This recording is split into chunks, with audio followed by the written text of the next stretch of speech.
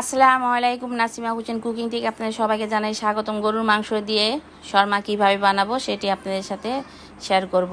আমি একটা বাটি নিয়েছি, মেজারমেন্ট কাপের 3 কাপ আমি ময়দা দিব, চিনি দিব, আমি ইনু দিব, একটা গুঁড়ো দুধ দিব, লবণ দিব, রেগুলার খাওয়ার তেল দিব, পানি দিয়ে ব্যাটারটা গুলিয়ে নিব।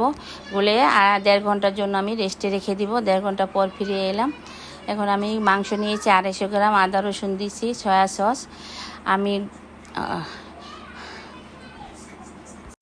গোলমরিচের গুঁড়া দিব, জর্দানা জয়ফল দিব, মরিচের গুঁড়ো দিব, তেল দিব একটু মেখে। আমি এখন তেল কড়াইতে দিয়ে আমি মাংসটা রান্না করে নিব।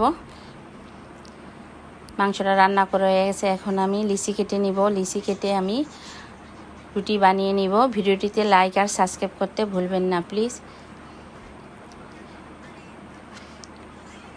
রুটি বানানো হয়ে গেছে, আমি রুটিটা ভেজে